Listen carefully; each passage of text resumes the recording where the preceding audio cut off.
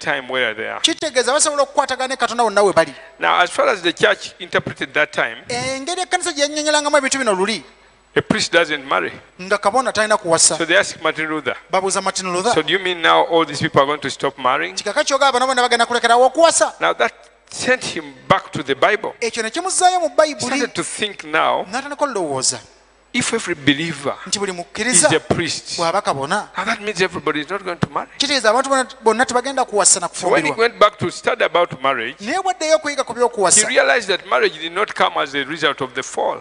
akizuula nti obufumbo tebwava ate nga muntu tebwajja nga muntu amaze kugwa. Marriage existed before the fall. obufumbo bwaliwo nga n'omuntu tannagwa. So he read Genesis 1 and n'asoma 2, lubereberye emu when n'ebbiri. man and woman are created. omuntu n'omusajja n'omukazi Genesis batondebwa 2, ne luberebere ebbiri. God removes Eve and makes marriage katonda ajjayo and olubiriza family. atondawo obufumbo.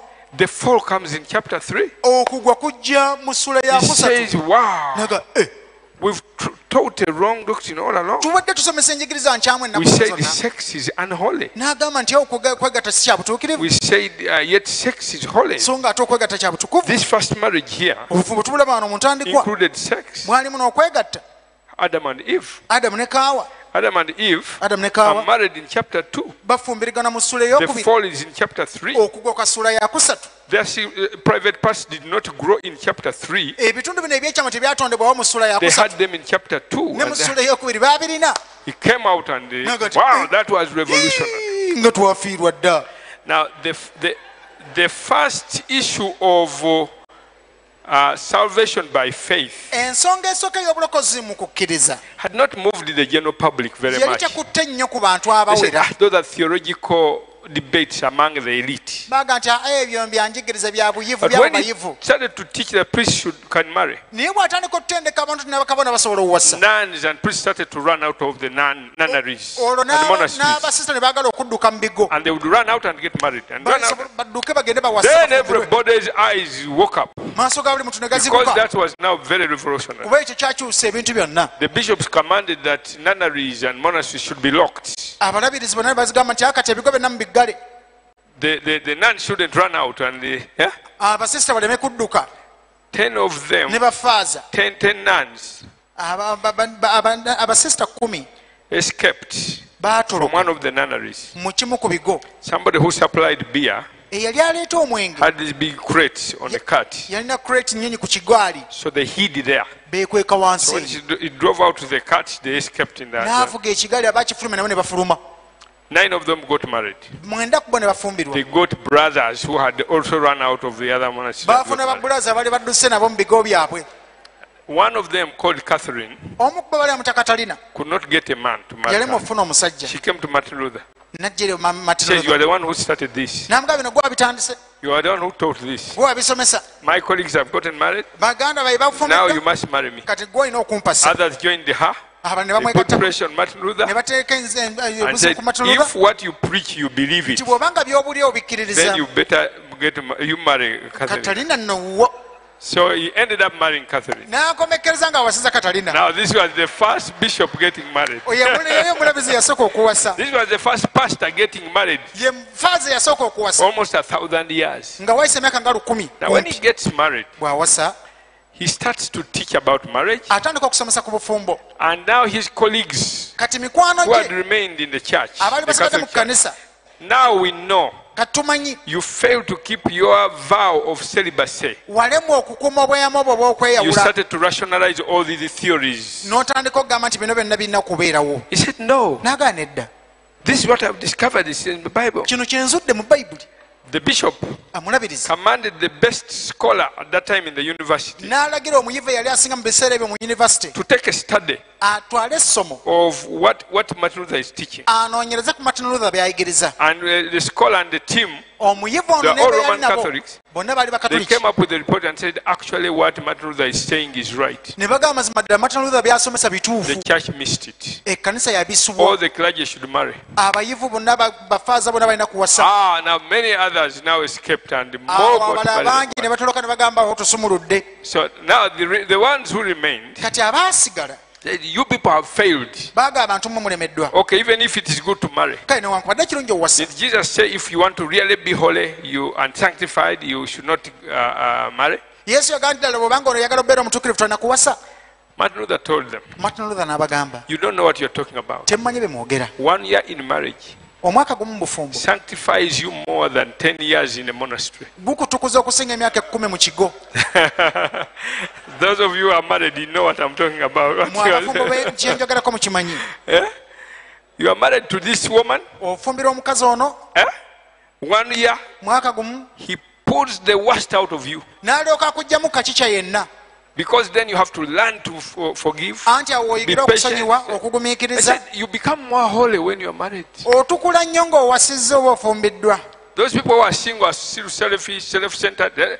When you get married, mwabalangasa oba weerowoozaako wekka you start to think about your colleague. naye bw'ofumbira oba You no longer live for yourself. otandika okwerekereza.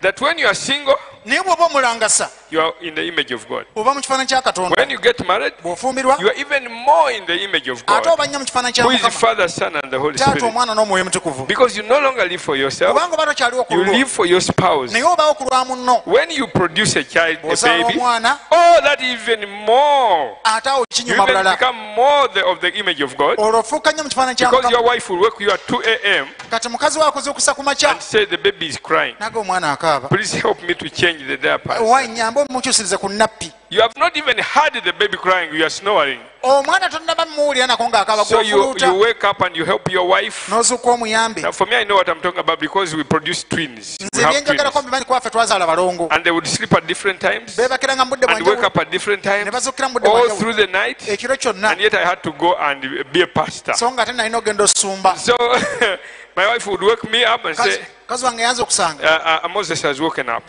musa azuukuse. Now let me also sleep so that so you are like that nga for mwebaka months. mu mpalo. Now when you are going through that, bw'oba oyita mu ebyo you get the father heart of God. ofuna omutima gwa taata You become ogw'omutima. more like a father. weeyongera okufuuka nga You taata. become more patient. ogumiikiriza.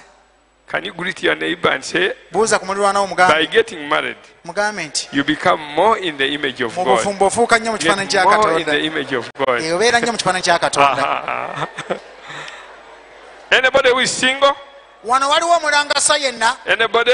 omulangasa aliwo. Tell them you're also in the image of God. mugambe naawe oli mu kifaananyi kya Katonda. But after you get married and then have children, naye bw'ona you omala even owasa become obufumbiro more and better in the ate image ojja of beera God. nnyo mu kifaananyi kya Katonda. Hallelujah. amiina. Okay? So, then Martin Luther, Martin Luther the king gave him a castle. kabaka yamuwa A big building. yamuwa ekizimbe nga kinene kirungi. So they turned it into a hostel. ne bakifuula e hostel. Many university students abayivu ba yunivasite bangi slept there and they baasulanga were paying. nga basasulwa. And it was like a hotel kyalinga where hotel. Catherine and Luther were getting some money. Catherine ne Luther mwe bafuniranga sente. So that gave Martin Luther time ekyawanga Martin Luther to teach obudde these many students okusomesa abayivu bano bonna every evening. buli kawungeezi. Every evening. They had time to teach yalina obudde obusomesa on marriage and so many ku topics. bufumbo n'emitwe emirala mingi. This was God's providential arrangement naye mukama yali amuwadde akaaganya to teach about marriage. okusomesa ku All bufumbo. the teaching amasomo about gonna marriage agakwata ku bufumbo that permeated Europe gaasensera bulaaya came from these students. gaava mu bayivu bano. These students spread all over. abayivu bano baasaasana wonna. They got married, baawasa they understood the teaching of Martin ne Luther, bategeera amasomo ga Martin and Luther spread the whole of Europe. ne gasaasana mu Europeans were polygamous, like we have here. abazungu nabo oli baawasanga abakazi bangi nga wano. They had all the sorts of ideas about a woman. era ng'omukazi bamulaba nga bonna abawaana abantu abamu It bwe was the bamulaba. teaching of Martin Luther naye amasomo ga that Martin changed Luther Europe's perspective about ge marriage. gaakyusa bulaaya n'engeri gyerabamu obufumbo. Can you wave to Martin Luther and say thank you very much for what oyinza you did? okumuwuubirako n'omugamba Martin Luther weebale nnyo. So you can see what teaching of God's word kati does. olaba okusomesebwa kigambo kya Mukama kye kukola. When a woman omukazi is oppressed, bw'anyigirizibwa the whole society is affected. abantu bonna bakosebwa Because it's not God's plan.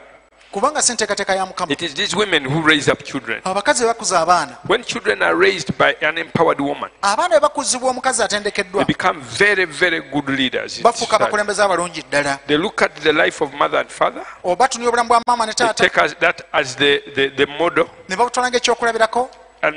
because mother and father are relating well, kubanga taata ne maama bakolagana bulungi, that creates security for ekyo the children. kiteekawo obukuumi. These children are very secure. Abaana baba n'obukuumi, Wherever they go, buli gye balaga they become great leaders. bafuuka abakulembeze When the ab'amaanyi. marriage is broken, Obufumbo bwe busasika, there is an oppressed woman. omukazi aba anyigirizibwa, The children are the most affected, abaana be basinga okukosebwa, not only through emotional issues, si kuyita mu ndowooza but even mukka, their perspective about marriage naye and n'engeri life. gye balabamu obulamu So n'obufumbo. marriage becomes very important Obufumbo bukulu nnyo in changing a nation. okukyusa eggwanga. And so God told Abraham, Katonda agamba Ibulayimu, I want to first make you a family. njagala sooka kukola maka So go. God took a long time dealing with Abraham. Yatwala obudde buwanvu ng'amukolako For many chapters, okumala essuula eziwera, from chapter 12 okuva mu ssuula y'ekumi to chapter 22, paka eya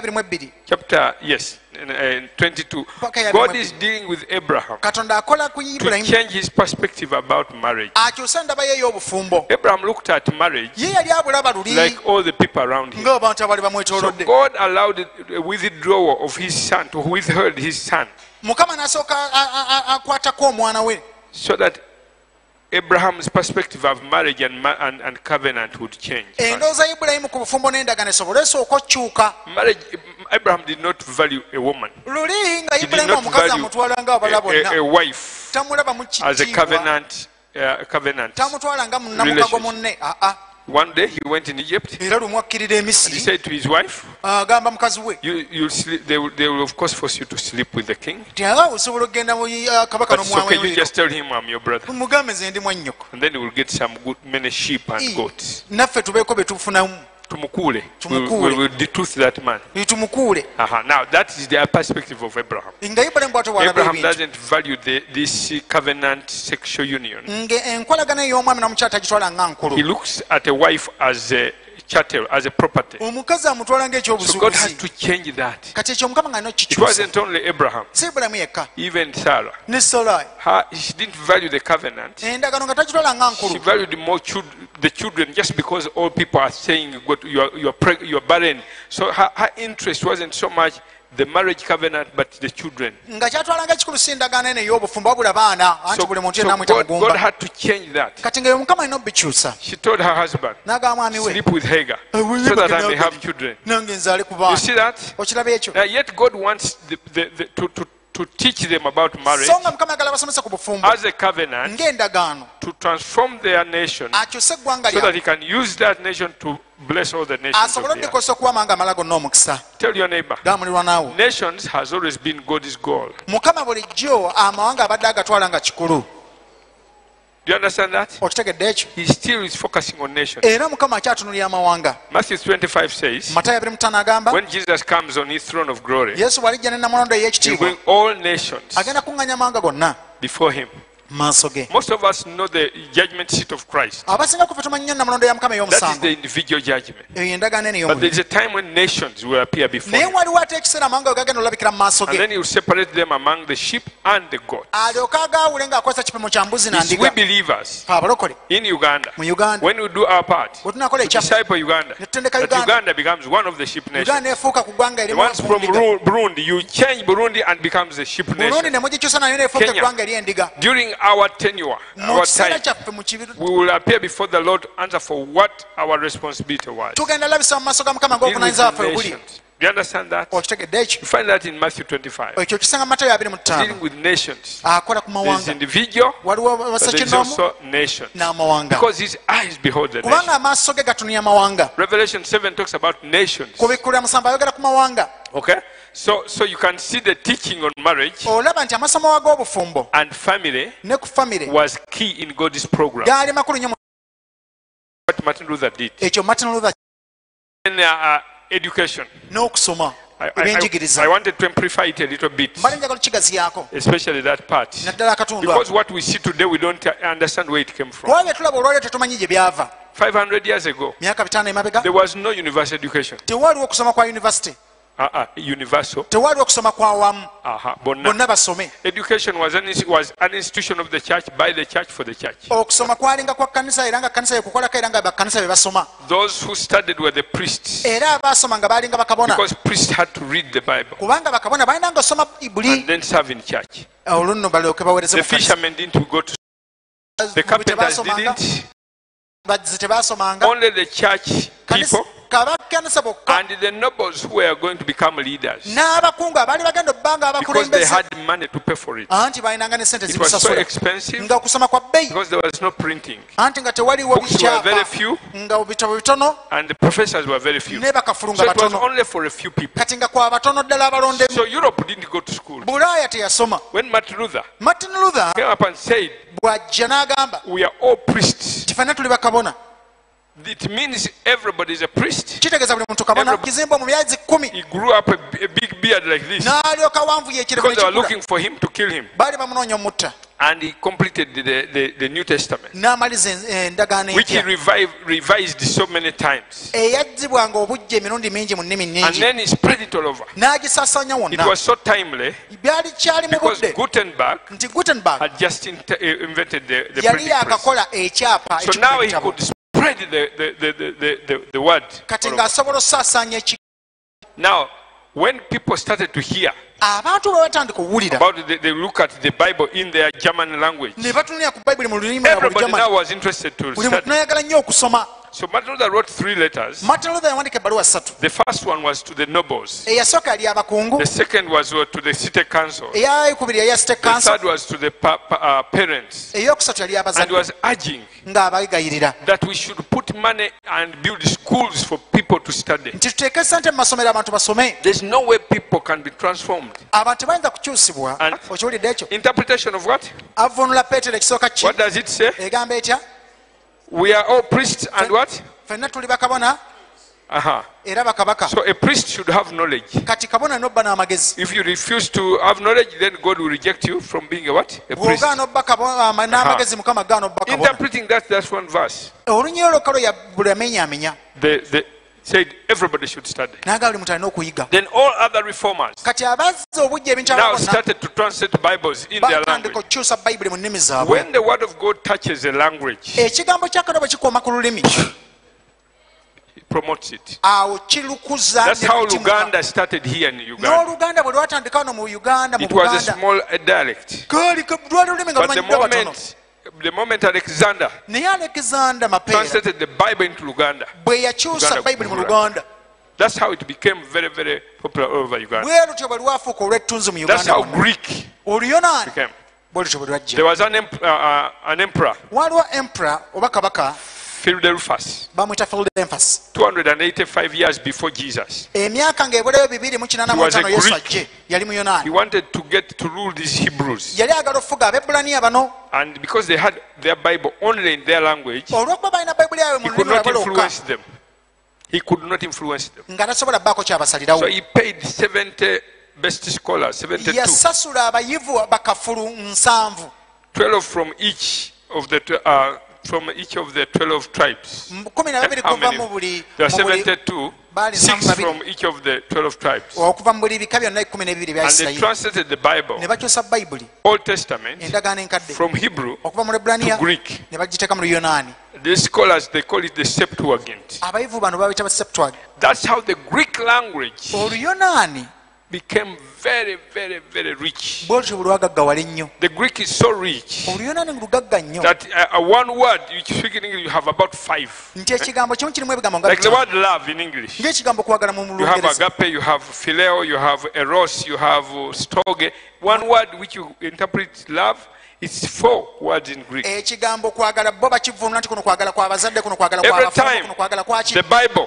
buli is bayibuli translated in your language, lwevunula mu lulimi lwammwe that language grows olwo lulimi lukula and it's blessed. ne luweebwa How many omukisa of you come from a place, a tribe where you don't have a Bible in your bameka language? ku mmwe ng'ova mu kabira naye mu kabira yammwe tebavunulanga bayibuli That should be your first responsibility. obwo buteekwa bavunaanyizibwa bwe busooka You understand that? ekyo kitegedde People should read God's word in their language. abantu balina osoma ekigambo kya mukama mu lulimi lwabwe You understand that? okitegedde ekyo That happened to Greek. ekyaliwo mu And by the luyonaani time Jesus came, yesu wajjira the Bible that he read bayibuli gye yasoma was that Greek translation. yali y'abayonaani gye It bavunula was so popular. nga yatunzi nnyo And the Greek became the language for the New Testament. era oluyonaani ne lufuuka olulimi All lw'endagaano those New empya Testament writers wrote in Greek. abawandiisi b'endagaano empya bonna bawandiikanga mu luyonaani Now, in English, oluzungu there was a king waaliwo in kabaka England. e bungereza He was called Alfred. baalamuta alfred Alfred was Alfred. fighting the Vikings.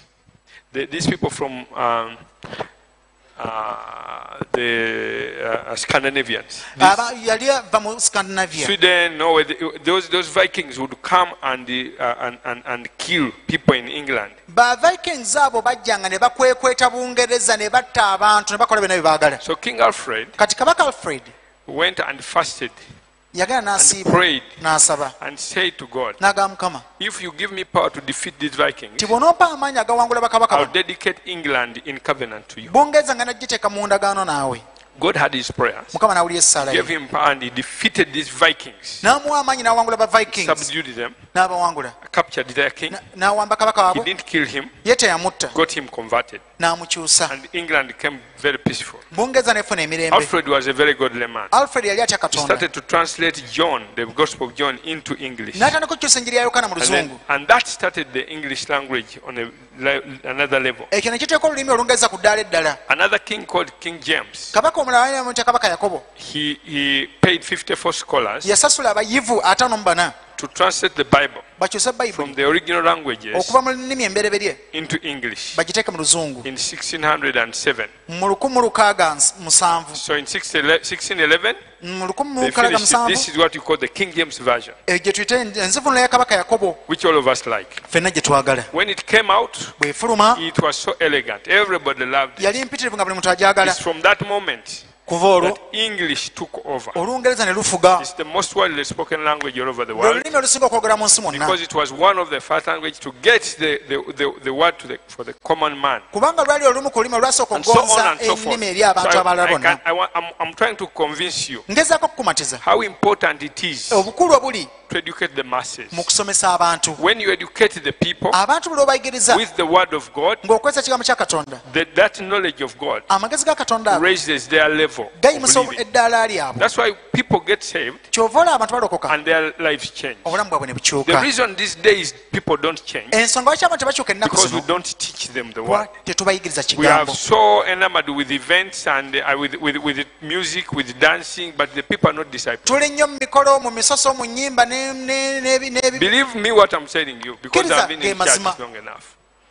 You see a service of 2 or 3 hours, Olaba misa ya ssaawa 2 oba 3 the word is only 10 minutes or 15 minutes. naye nga ekigambo kya dakiika 10 oba 15. The whole night, Ekiro kyonna there's a lot of singing and many dances, abantu babeera mu kyepukulu and the word is only 10-15 minutes. ng'ekigambo kya dakiika And 10 oba even the word is 15. not really the word. Ate nga n'ekigambo si kigambo kya ddala. It's just kuchamula, chamuke, Kuchamuka, kuchamula buchamuzi bantu. but there is no systematic teaching of God's Naye word. nga tewaliwo okusomesa kwa ddala kwa kigambo kya Do you Mukama. agree with me? Okkiriziganya Do you nange? agree with me? Okikkiriziganya There's nange? no way you change a church Toyinza kukyusa kkanisa by just exciting them. ng'abantu bali They'll mu go back to nkuuka their problems. bajja kudda mu bizibu byabwe. Faith comes by hearing the word. Okukkiriza kujja na kulya Faith kigambo. comes by hearing the word. Okukkiriza kujja na Faith kulya comes kigambo. by hearing the word. Okukkiriza kujja na kulya kigambo kya Mukama. That's what changes people. Ekyo kye kikyusa abantu. That's where true healing comes from. Okuwonyezebwa kwa ddala gye kuva eyo. Healing starts with the heart, Okuwonyeza kuva mu mutima then into your physical body. ne kulyoka mubiri guno ogw'omubiri. Amen. Amiina. Okay, so Kale Martin nno. Luther Martin changed Luther. marriage, family, education. Akyusa obufumbo, ebyenjigiriza, ebyenfuna. Okay, now how was the kingdom perspective lost? Kati endaba ey'obwakabaka yafiira wa. I've shown you that these people looked at the whole thing. Nkulaze nti bano baalabanga kifaananyi They were ekinene. not only looking to the church, So si for the kanisa. church, yeah, to grow the church. Okukuza They were ekkanisa. looking at the whole society. Baatunulyanga abantu bonna. They knew and understood their mandate is to change everything. Baakimanya nti omulimu gwabwe gwa kukyusa buli kintu. When did it change and that now we only look at our churches, our ministries? Baakimanya nti Why? batunuulya buweereza bwabwe oba Why is it bakkanisa that we zaabwe. pastor the whole village? Lwaki omusumba Yes, tafudde? the next fasting will be let us build. Abayo kiddako tuzimbe. Then the next time, then they're praying for everything is all about the church. Ebirala byonna nga bikwata kkanisa ye. When you compare that with the LOC or mayor, Ebyo bw'enjala nnyingi. Lord, there is when God listened to this man, the Katonda chief, bw'awuliriza omwami ono he's concerned for everything, afaayo ku buli kintu. and so Kale nno he answers his prayer. So tell your neighbor gaa mulirwanawo that's how bw'atyo you lost your authority. bw'otyo bw'afiirwa obuyinza. Authority obuyinza comes by responsibility. bujja na buvunaanyizibwa. More responsibility, Gy'okoma bba n'obuvunaanyizibwa, more authority. gy'okoma funa If you're obuyinza. not taking responsibility, Bw'oba tutte you buvunaanyizibwa can't have authority. toyinza bba na buyinza. Impossible. Tekisoboka. Who has the greatest responsibility in Uganda? Ani asinga obuvunaanyizibwa mu ggwanga lino? Who has the greatest authority? Ani asinga obuyinza? Because authority and responsibility go together. Kubanga obuyinza n'obuvunaanyizibwa bitambulira So wamu. once you abdicate Bw'ojjawo and you say, for me, the village, whatever problem they've been kwatako, n'ogamba nti ebizibu by'ekyalo kino n'ebyawa for me, tebinkwatako. these 200 people are my responsibility. Bano ebibiri bano nze bensumba So that benvunaanyizibwako. means the authority you have Kitegeeza obuyinza bw'olina is only there. bukomaawo. So are the resources, Era n'obugabirizi bw'onoofuna bugasa abo bokka. because you only cater for 200. Anti munnange gwe ebibiri bw'ofaako So the bokka. resources of 200 Kati obugabirizi bw'ebibiri may be a few million shillings. funayo obukadde nga buubwo. But the moment you raise your level of Naye bw'olinnyisa eddaala responsibility, lyo you start to say, n'otandika okugamba Lord, I have to change mukono. Mukama nnokyusa mukono. The money is that change mukono Ensimbi ezinakyusa mukono are billions. buba buwumbi. So God will start to bring the billions Mukama ajatandika obuleeta. because that's where you stretch yourself. Anti awo naye weerabidde. Akulira imbwa ntegedde lwaki okomaawo woli I kati. think now you know why you are limited. I can see why you have limited your ministry. Nkulaba lwaki otadde ekkomo ku That's buweereza. how we, the church, Kyova olaba ekkanisa have limited ourselves twetaddeko ekkomo from transforming nations. okuva mu kukyusa amawanga. Never see ourselves as responsible Tetwelaba nga babuvunaanyizibwa for transforming or changing. kukyusa bantu na So bitundu. those people you see in UN big vehicles, Abo boolaba mu mamotoka amanene gakapyata they may not be born again. bayinza obba si But balokole, what they are doing naye kye bakola is on the heart of God. kiri ku mutima gwa When Katonda. 1 million refugees are in West Nile, Abantu akakadde kalamba who banfuuzi have bali mu run West away Nile, from Congo and Sudan, Rwanda, Congo ne Sudan. do you think God is just doesn't mind? Gwolooza Mukama tabafaako, Huh? He cares. afaayo. And who cares? Ani afaayo? Do you think the church is even bothered? Gwolooza ekkanisa efaayo wadde? Who is bothered? Ani afaayo? UN. UN. So they end up getting all that money. Kati bakomekerezebwa bafunye ensimbi zino That zonna. money should be our money Ezo sente zirina kuba zaffe for us to do those things. okukola ebintu ebyo.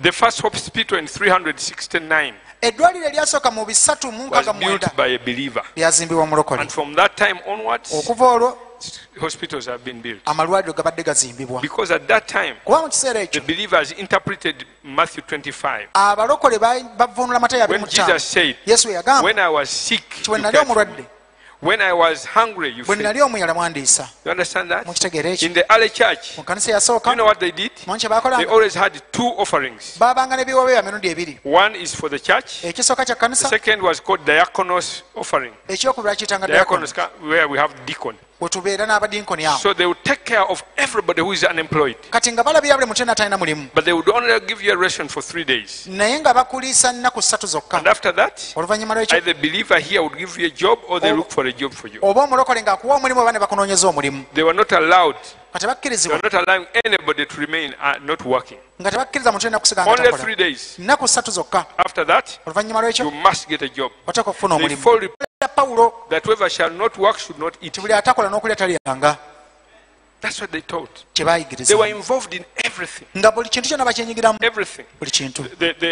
The Romans Abaruumi believed their gods baali needed bakkiriza nti bakatonda baabwe human sacrifices of children. baali beetaaga saddaaka So z'abaana. people would take children Abantu batwalanga and abaana unwanted babies n'abaana and throw them under the bridge ne bakasuka wansi For death. w'empitindo or okufa, put them before these idols oba ne bateeka mu maaso g'ebibumba ebyo as sacrifices. nga saddaaka. So every morning, Kati buli makya Christians knew abakristaayo they bamanya had to go to those places tebalina okugenda mu bifo and ebyo pick babies who have been thrown. baggyeyo obwana Their obusuuliddwayo interpretation was nga bavvuunula kino every single human being was made in the image of nti buli God. muntu yenna yatondebwa mu kifaananyi kya So they Katonda. brought them out, Baabajjangayo and that's how orphanages started. era amaka Orphanages g'enfuzi were bwe gatyo bwe started by gatandika churches. ne gatandikibwa ekkanisa. Everything good that we look at. Buli kirungi kye tulaba During 1 Corinthians chapter 6, Bakolinso ekisooka 6 Paul tells the Corinthians, Pawulo agamba abakolinsi, why do you take believers to court? lwaki abalokole mubatwala mu Why don't you makooti? get your own judges amongst Lwaki yourselves? temufeefunamu abalamuzi? Why do you wash your dirty linen in the public? Lwaki These enzina zammwe unbelievers. muzooleza mu lujjudde? Why don't you get involved and become magistrates? Lwaki temwenyigiramu mu by'okuba So abalamuzi? the church understood that. Kanisa nekitegeera, They started to have their own courts. ne batandika okuba ne kooti ezaabwe, Believers started to bring their cases there. abalokole ne batandika okuleeta ensonga Very zaabwe. soon, even the pagans were bringing theirs. Mangu ddala n'abatali bakkiriza ne baleeta These ensonga courts zaabwe. became very, very popular Ekkooti zaabwe ne zifuuka za because ttunzi they were very efficient, olw'okuba zaali zikola and bulungi, these were godly men ate nga basajja ba who were Katonda very fair. nga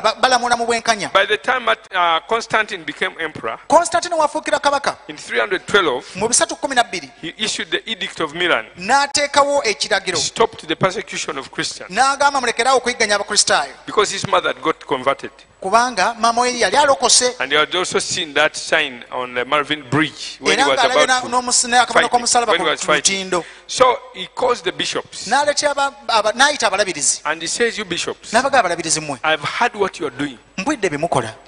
Your courts are very wonderful. Katonda bamwe balungi, amakooti gammwe malungi The nnyo. courts of the empire are failing. Amakooti gaffe ag'abakabaka galemeddwa. There are cases that have been in court for 40 years. Eriyo emisango egimaze mu kkooti zaffe emyaka 4. People are tired of the courts. Of the Abantu empire. bakoye ekkooti, They are corrupt. abantu balyake.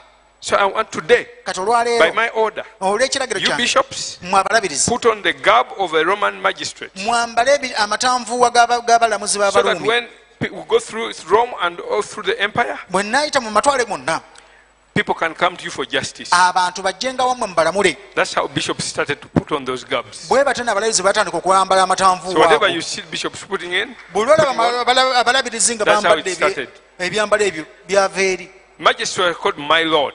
Era nga n'abalamuzi babayitamu Just ow'ekitiibwa like a mukama mayor is called wange, his worship. nga bw'olaba bayita mukama wange, Magistrates are called the Lord.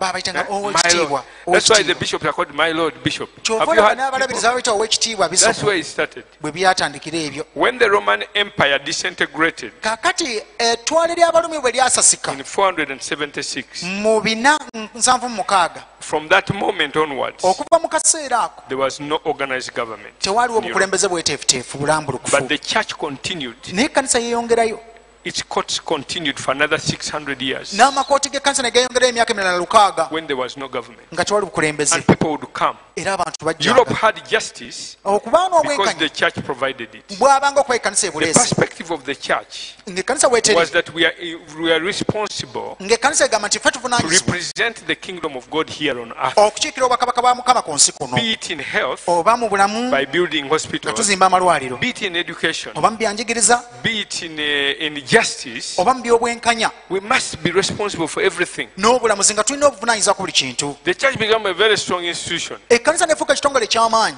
At that time, Mu kiseera ekyo there were bishops' courts at the top courts. waaliwo amakooti g'ababisopu aga waggulu ddala ku ntikko. Now, in 1232, Mu 1232 the bishops started to require abalabirizi batandika that okusaba before somebody would become a lawyer, nti omuntu nga tennafuuka puliida to plead for the crime, for the criminal, okubaako gwawolereza ino you omukozi had to w'ensobi, take an oath ateeka okukola ekirayiro and pledge era yeeyame that you not work for money, tajja kukolera ssente but to see the kingdom of God. wabula nti ayagala kulaba bwakabaka And bwa it is Mukama justice here on na earth. bwenkanya bwe ku nsi nga bujja. That oath Ekirayiro ekyo of taking the law of a lawyer ekyotwala obuvunaanyizibwa bwa puliida is what birthed what today as the institution of lawyers. That's kyekyaza how it olwaliro started. kye tulina olwaliro nga bapuliida oba balooya. Look at what the church accomplished in those years. Tunuulira ekkanisa byatuukiriza mu When myaka they egyo started to interpret the bwe Bible, baatandika okuvunula bayibuli mu and nnaku putting it in everything. ne bagiteeka mu buli kanyomero.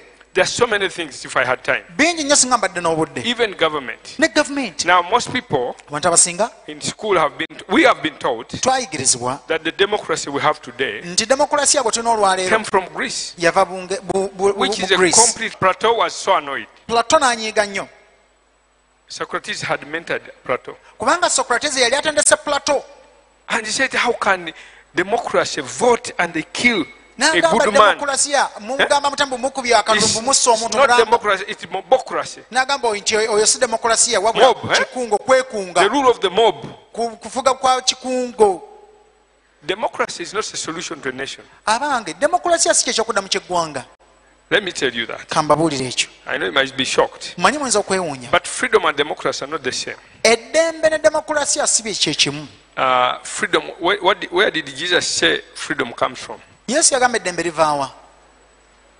How do you get free? ofuna otya eddembe? How are you set free? ofuna otya eddembe The ng'otegedde ki? truth sets you free. agamba nti amazima gakufuula ki? Truth and democracy are not the same. amazima ne demokulasiya In byanjawulo. Athens, they had the democracy. mu atheni baalina demokulasiya And they chose to kill a good man. ne basalawo okutta omuntu omulungi. And Plato was annoyed. Plato n'anyiiga He wrote a book n'awandiika akatabu called The Republic, bakata republic denouncing democracy neegaana as the worst democracy, form of government, n'agaana and said we n'enfuga should yaayo, have philosopher kings. n'agamba tubeere ne bakabaka ba philosophy. Philosophers should mentor these kings. abayivu bwe balina okubeera nga batendeka bakabaka bano. And Philip era of Filipo Macedonia ow'e Makedoni brought the best scholars, n'aleeta abeeva bali philosophers, ba philosophers and they mentored his son Alexander, ne batendeka omwana we who later Alexandria became Alexander the Great. n'afuuka Alexander But ow'amaanyi. even that one, naye n'oyo he did not bring freedom of peace. teyaleeta ddembe, He was the worst of the tyrants. ate yali omu ku bakawenkene And when his bakijambiya. empire broke up, era obwakabaka bwe bwasasika all his people became worse tyrants than ate him. abantu bwe baafuuka bakawenkene n'omusinga Until the Romans came, paka abaluumi bwe they bajjira tried the republic. ne bagezaako republic. Caesar, Julius Caesar destroyed it. kayisaali n'agisaanyaawo. And then the emperors started to call themselves gods. awo ba empire batandika okwayita bakatonda They demanded people should worship them. era ne bagamba abantu balina obasinza. When Jesus comes at that time, kati yesu wajjira mu kiseera during ekyo Tiberius Caesar, mu kiseera kya kayisaali he says, everybody who confesses me as n'agamba Lord, nti anjatula nze, you have to confess me as Lord olina kunjatula nga and mukama Savior. ate ng'omulokozi. Now, Caesar was Lord. kati kayisaali yali mukama. Jesus was telling people to commit treason. kati nga yesu agamba abantu bali mu nsi yaabwe olukwe. And when Paul is writing to the Romans, era pawulo bw'aba wandikira abaluumi confess Jesus as Lord ng'abagamba mwatule yesu nga mukama wammwe and Savior. era Now, to omulokozi. us here is a very simple thing. kati efaano kyangu nnyo In that time, it wasn't. naye mu nnaku zite kyali kyangu Because you were up against the system. kubanga wali owakanya enkola eriwo. You confess Jesus as the king. yatula yesu nga kabaka. So they told Pilate, baga Piraato don't joke with that man. ti oyo musajja tomusawagirako He ssibu. called himself what? yeeyisa ani? King. yeeyise kabaka. Equal to Caesar. ate nga tulina kayisaali. Pilate was afraid. Piraato n'aga Jesus was introducing another set of leadership. kati nga yesu alina obukulembeze obupya bw'aleese. This is what the church understood. ekkanisa kye yategeera. The church understood his lordship ekkanisa yategeera obukulembeze in the obukulu bwe midst of tyranny. mu makkati g'obwakawenkene. The first 300 years, myaka ebisatu the egyasooka church didn't bother politics ekkanisa teyatawana ku byabufuzi until they started to persecute them so much. mpaka lwe batandika okubayigganya They ennyo realized we have to raise leaders ne among us. bakizuula nti tutendeke abakulembeze. But of course, the church corrupted it. naye ate ekkanisa n'ebyonoona. It interpreted Rome yo yavunula Ruumi as the new empire. nga ettwala eppya. That the Roman Empire has now disintegrated. bwe ettwala ly'abaluumi lyali lisasise liri Now this ekkadde. is the church is the Christ Empire, kati Christ ekkanisa kingdom, ly'ettwala lya kristo. Christendom. nga Christendom. bwakabaka The bwa Kristo. interpretation is now the emperor. I mean the Pope is the new emperor. ye emperor omupya oba ye kabaka omupya. This became worse than even the emperor. ate ekyo ne kibijja nnyo Total n'okusinga corruption. emperor oli So yasooka. during the Reformation, mu biseera by'enkyukakyuka the Reformation did not just only break down the Roman Catholic Church, tebyamenya bumenya kanisa but y'abakatoliki it also broke down that system of empires naye byamenya n'enkola ey'amatwalo where humans are abantu made God. we baali bafuulibwa nga They started to bakatonda. teach. batandika okuyigiriza Calvin specifically naddala calvin ye nga talked ye about leadership. yayogera ku bukulembeze. Calvin had escaped France. calvin yali atolose mu france In 1544, mu 1544. all the male, all the adult members of the first church in Paris were massacred. abantu bonna abakulu abaali mu kanisa ye paris eyasooka battibwa. In 1572, mu 1572 the Queen, n'abakyala the Pope, paapa and the Queen Mother, ne maama wa n'abakyala namasole and the King, ne and the kabaka Pope ne paapa got mercenaries, baafuna brought bakavulu them to the city of Paris, ne baleeta mu kibuga kya paris closed the city ne gates. bakiggala ne baggala emiramu At gyakyo 2 gyonna. a.m., ku ssaawa 8 they rang the ez'ekiro bells ne bakuba ebide and they started to kill the French Protestants ne one by batandika one. okutta abaprotestant bonna abaali abafalansa. For the next 6 weeks, wiiki mukaaga zonna ezaddako the whole city was bleeding. ekibuga kyonna nga The kitulukka whole musaayi, nation was bleeding. eggwanga lyonna nga litulukka They musaayi. massacred them, Baabatugumbula killing them just because they were Protestants. naye nga babatta kuba bo baali baprotestante. That the whole of Europe woke up. Bulaaya yonna weeza Said, okukira if this is governance, naye nga bwe kiba buno obukulembeze, if this is what leaders can bwe do, kiba nga abakulembeze kino kye bayinza okukola, we are tired of this. tukikooye. This is not right. Kino si kituufu. Now, the French Huguenots, Awo Protestants, abaprotestant abafalansa they wrote books ne bawandiika obutabo against tyranny. nga bawandiika ku They bwakawenkene, interpreted the Bible. baavunula bayibuli. Jesus said, Yesu yagamba whoever shall be great among you nti anaaba w'amaanyi mu mmwe shall be the servant. alina kubeera nga Whoever shall muweereza, be great among you, anaaba w'amaanyi or mu number one mmwe among you, ekisooka should even go lower. ateekwa should be the kwetoowaza slave. abeere nga muddu. They wrote the first 3 books bawandiika ebitabo ebisatu ebyasooka which laid the foundation for constitutional governance. ebyateekawo omusingi ogwa ssemateeka gye baabaga. That time, Kiseera ekyo emperors ruled as they wanted. ba empera baafuganga nga bwe baagala They were above the law. nga bali waggulu It w'amateeka. was the Protestant Abaprotestant French Huguenots who abafalansa introduced the new system be baateekawo enkola empya. where the king or the leader should be under the law. kabaka oba omukulembeze walina obeera wansi w'amateeka. You understand that? mukitegedde ekyo In 1570, mu 1572 72, after that ebiri. massacre, nga amaze okutemula wali and they started to teach it. ne batandika okukisomesa. Calvin started to teach it in Calvin Geneva. atandika okukiyigiriza He went to Scotland. n'agenda Scotland. In England, e Bungereza there was a bad king called Charles, waaliwo kabaka omubeera baali amutakalooli, son of James. yali mutabani wa Yakobo, He was a tyrant, yali naye fought kawenkene, with the parliament, yali kijambi alwanyisa They defeated Parliament. him. n'abamuwangula and brought him to court, ne bamuyita mu kooti convicted him. ne bagumusingisa They declared, tomorrow, ne balangira nti come to nkya the White we are going to execute the king. tugenda musakalabba kabaka Nobody ono. had ever heard anything like that. Teri n'omu yali akiwuliddeko They ekyo. even thought the sun would go down. baali balooza n'enjuba ejja ggwa, They brought the king ne bayita kabaka and they executed him. ne bamuteeka ku kalabba ne You know, bamutta. those days you had to lay flat ennaku ezo walinanga on your kweyala stomach, and then they move you forward. ne bakutwala mu maaso awo. An axe would move from up Embazi ng'eva waggulu and hit your neck like this, n'ekutemako omutwe,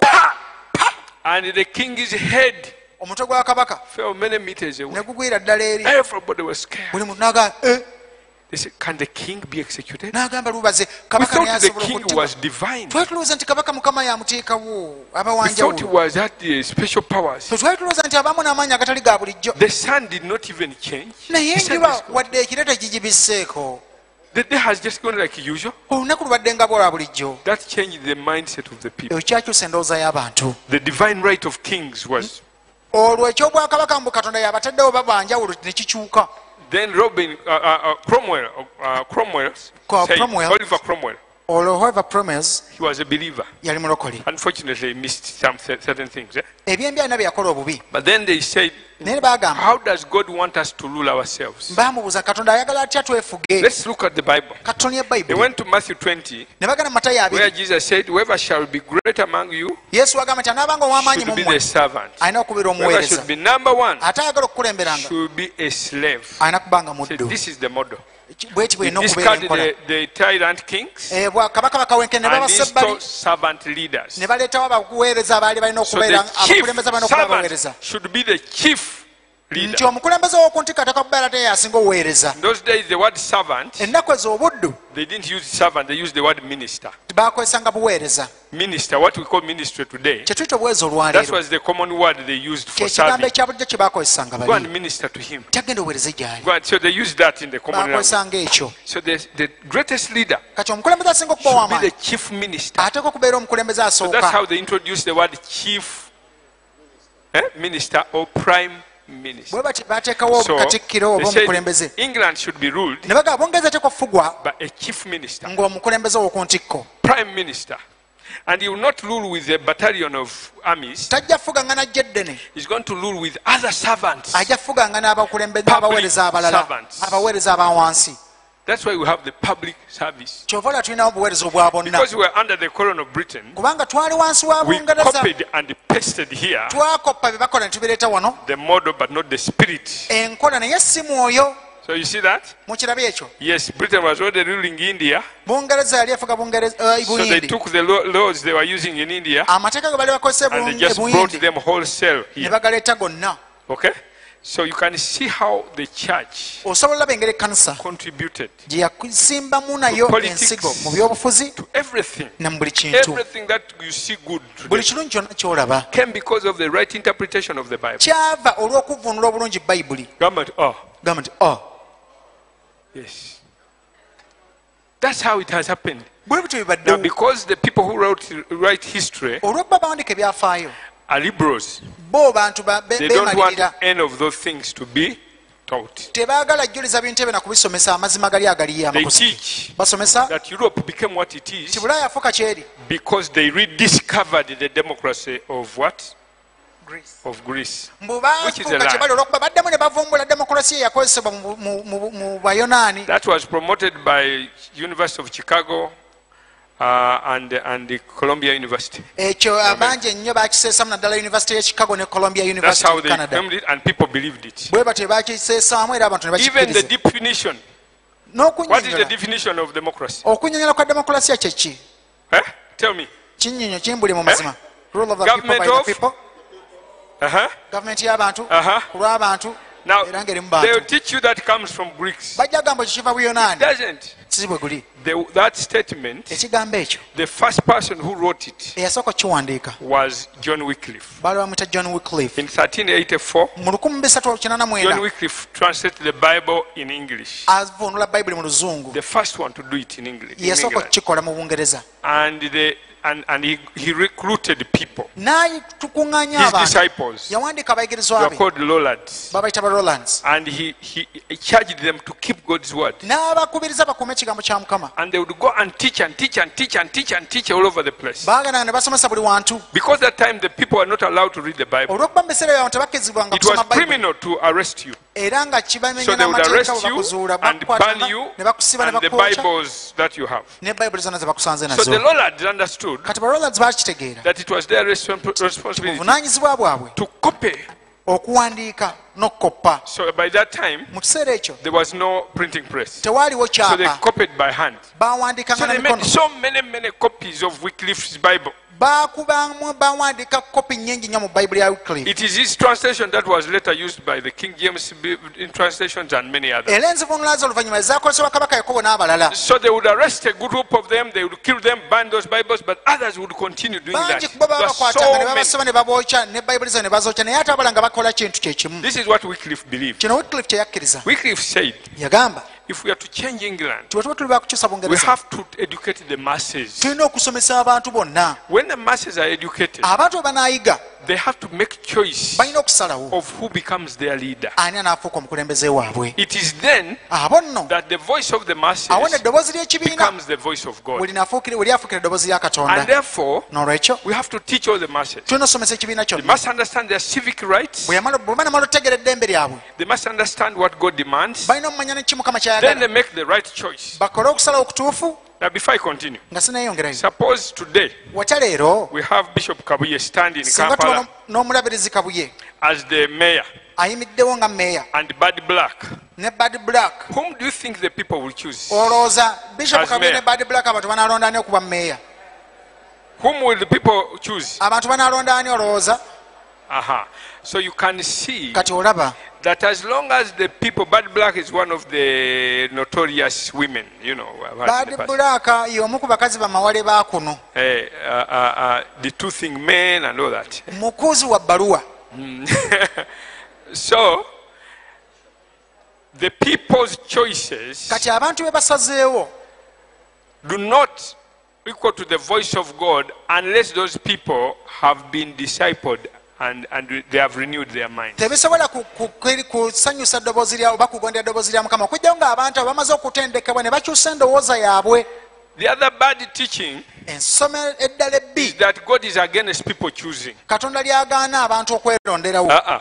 Yes, nti Katonda agaana. Nti Katonda agaana abantu That's okwesalirawo. not true. Si kituufu. In Deuteronomy 1:17, Mu kyamateeka 17 Moses tells the people Musa agamba abantu that choose your leaders, ti mulonde abakulembeze then I'll bammwe put them over you. nange n'ababawa That has abakulembeze. always been God's method. Ekyo kitulaga enkola ya Katonda. People always chose their leaders. Abantu beeronderangawo In the abakulembeze. Bible. Bayibuli. And even those whom God providentially chose for them, N'abo Katonda be yabalonderanga He always waited for them for the people to choose them. yabalindanga abantu basooke babalonde. Do you understand what I'm saying? Mukitegedde kye ŋŋamba? When he told Samuel, Saul is the next king, ti Sawulo ye kabaka addako. Samuel had to call all the people. Samwiri alina oyita abantu bonna. And they did what at that time they were used to do, like a voting. Ne bakola kye bali bamanyidde okukola mu nnaku ezo ng'okulonda oba okukuba akalulu. The tribe of Benjamin, Ekika kya the house Benjamin, of Kish. ennyumba ya Kiisi. Then the vote fell. How many of the sons does Akalulu ne Kish kagwa ku baana have? bameka? And then Saul. N'oluvannyuma And Sawulo. Saul was hiding Sawulo naye nga because yeekwese he didn't want to become a king. kuba yetayagala bba kabaka. Samuel said, Lord, the Samuel man you n'agamba showed Mukama, me is not here. omuntu gw'agambye nga taliiwo.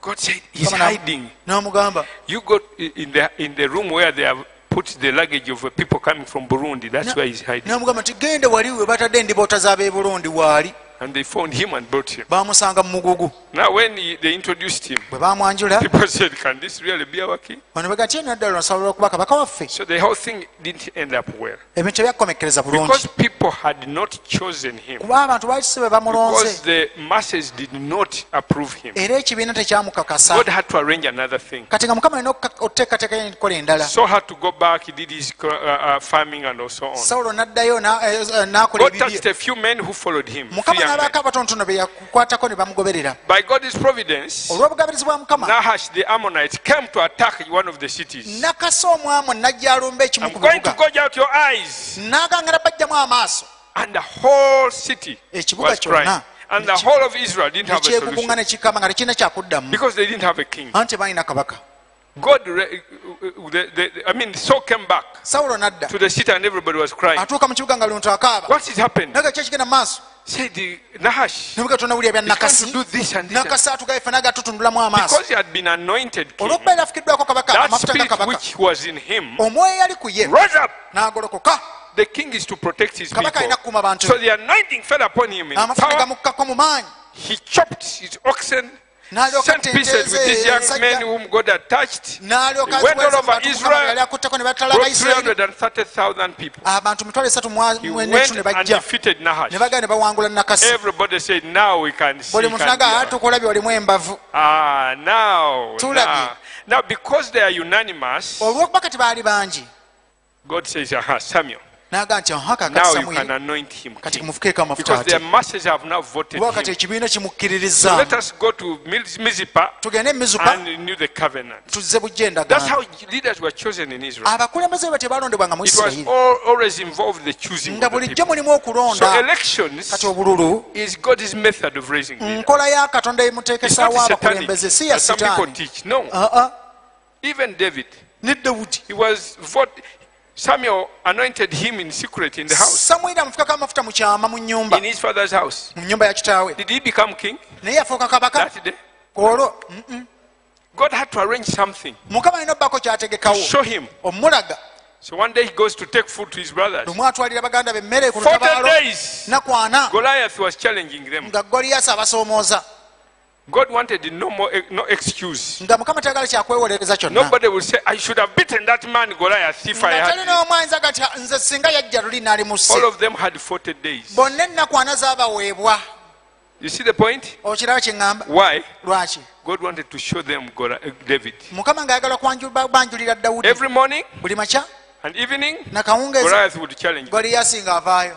So none of them for 40 days. Tewaali n'omu alina kyakwewolereza. So David comes to bring food Dawudi wajjira oleeta and he emmere hears Goliath challenging them. awulira Goliaasi awuluguma He thought this was number one. n'agamba The first nti time. yasooka gwe gwasooka. So, did you hear? Naga Did you hear that man? owudde musajja oyo The spirit that he had been anointed with omwoyo gwe baali was the bamufukisiddaako spirit and amafuta anointing of a king. yali gaali When mafuta ga a kabaka. king sees danger Kabaka bwe lwalaba obuzibu coming towards his sheep, nga bulumba endiga ye the anointing comes upon him Mafuta to save gamukkako. his people. So that's what came upon David ekyo kyakka ku Dawudi as he heard the words of Goliath. bwe yawulira ebigambo bya Goliaasi And he was telling you people, did you hear? n'agamba nti mumuwulidde oyo bw'agambye These people were so used. navuga nti akakiw Thought this was number one, ye ng'alowooza nti yet this was gusoose number 81. kumbe guno mulundi gwa 84 Every morning buli makya and evening, na buli this kawungeezi man had been saying this. nga n'ebigambo bye He bimu would see them doing their drill. Ha, ha, that. And then he would wake up and say, stop it! naga kale So stop it! lekera we Those mukola drills you are doing, Eh, what are they for? bakola ki abo? And then they would all, bonna ne batintima and then run and get their tampecos and get porridge. ne badduka ne bafuna ebize obuugi And then in the evening, they are akawungeezi doing that. bali awo bali Then the Goliath would say, "Yo, tawakulya why are you doing that?" mwe mukola biki ebyo mumala obudde And then they get their plastic plates and go and get their.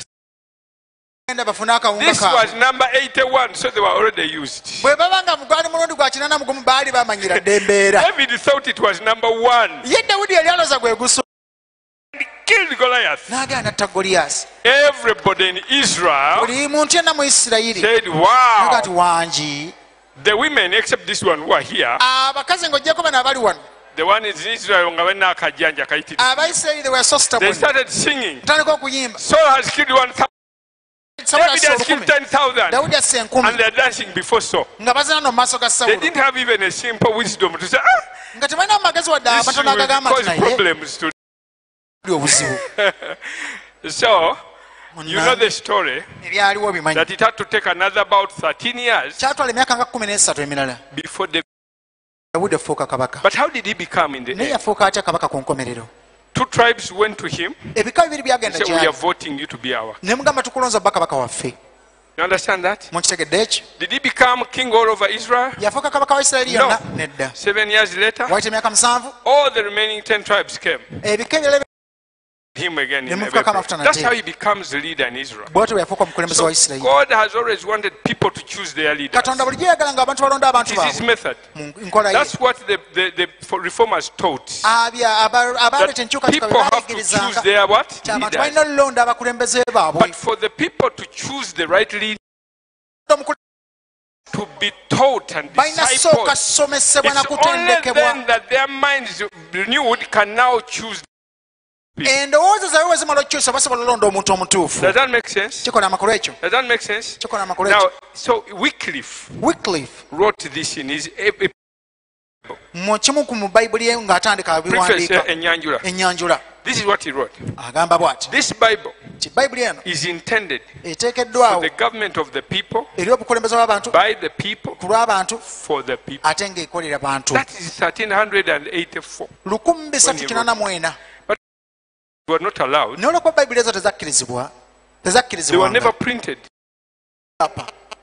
400 years later, nga wayise emyaka 4 oluvannyuma the Christians who had gone to America abakristaayo baali bagenze mu amerika made this nation great, baafuula eggwanga ne ly'amaanyi and there is a civil war ne wajja abaawo olutalo between those who wanted slavery and those who didn't. olw'omunda bakati baali baagala obuddu n'abatabwagala So many soldiers died abasirikale bangi baafa on one of the big Gettysburg, naye olumu ku ntalo mu ddwaniro ly'amaanyi mu gettysburg and Abraham Lincoln abraham lincoln comes to give a speech. wajja okubaako by'ayogera He was alone, and his partner era ku munywanyi we had gone to a certain preaching, yali alina enjiri gy'agenzeemu and he had the Reverend Park n'awulira reverend park preaching ng'abuulira and quoting ng'ajuliza Wycliffe. Wycliffe. In 1850, mu 1805 Wycliffe's Bible in America. bayibuli ya Wycliffe baali bagikubye mu kyapa mu amerika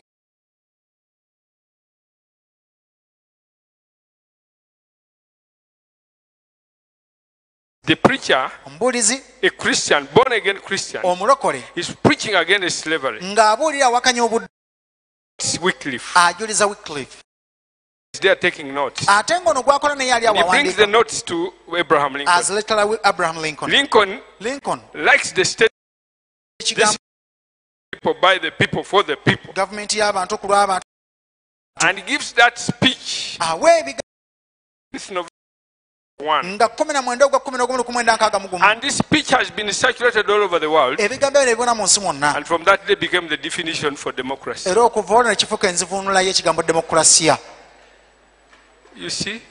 okirabye In his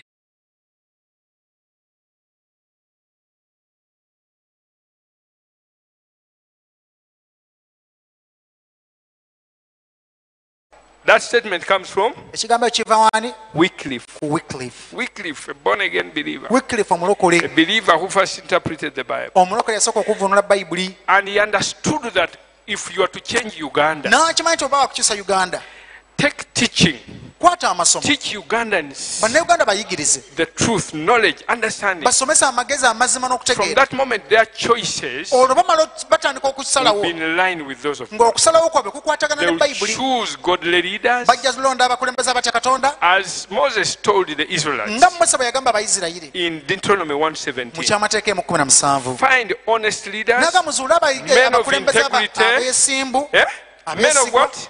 abantu Integrity, godly, abamazima batya katonda just.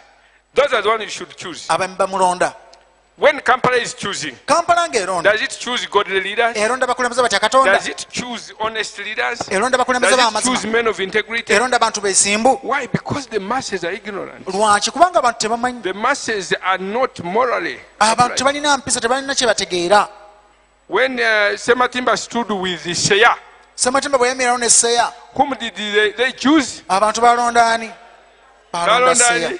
seya Seya, who had been arrested in America stealing and Gwe- cheating. gwe baali bakwatidde mu amerika ng'akipula That's the one they voted. gwe baagamba nti omusajja waffe So do you see the point I'm making? olaba ensonga gye ŋŋamba Who is supposed to teach the masses in Uganda kati abantu bano abangi mu so uganda that nani our basomesa politics can change? ebyobufuzi affe bikyuke How do we change the politics of Uganda? tukyusa ty ebyobufuzi bya uganda Do you want the politics as it is in Uganda? ebyobufuzi bya uganda nga bwe biri gwe obyagala Who is supposed to change it? naye anaina obikyusa Who is supposed to change it? anaina obikyusa How do you change it? naye onoobikyusa otya Teaching.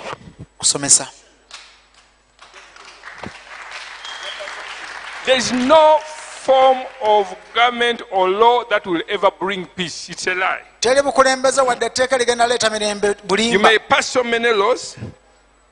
You may pass so many laws. oyinza okulaba nti Oyinza okuyisa amateeka oyinza mangi. oyisa amateeka mangi But while the people are corrupt, naye abantu bwe babeera nga balyake they will still change them. era bajja bikyusa So you have no guarantee. tetuba na bukakafu Because at any given time, kubanga budde butuuka again another mob era obeewo ekikunga will ekirala change it and they Ekina use the bikyusa. same law and they will change it. mateeka gegamu naye bagakyuse Church, do you hear me? kanisa mumpuliriza We are the solution to the nations. ffe kyakudda mu kyamawanga gaffe We are the solution to Uganda. ffe kyakudda mu We kya are the uganda solution to Nigeria. gwe kyakudda mu We kya are the nigeria solution to Burundi. Gwe kyakudda We mu are the ky'e Burundi. solution to Rwanda. Gwe kyakudda We mu are ky'e the Rwanda. solution to Kenya. Gwe kyakudda We are mu the ky'e Kenya. solution to gwe Tanzania. kyakudda mu kya tanzania Not just getting people saved alone. abantu olulokoka obulokozi We have to teach the masses. tulina okubayigiriza abantu abalala bonna nitubatendeka Is it possible? kisoboka Yes. kisoboka Look at what happened in Europe. tunula ekyali e They were bulaaya exactly like we are. baalinga bwe tuli Within a few Naye decades, mu myaka the mitono whole of Europe was changed. bulaaya yonna n'akyuka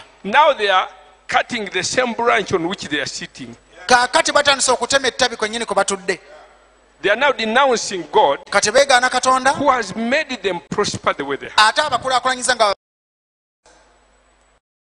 Because the church with it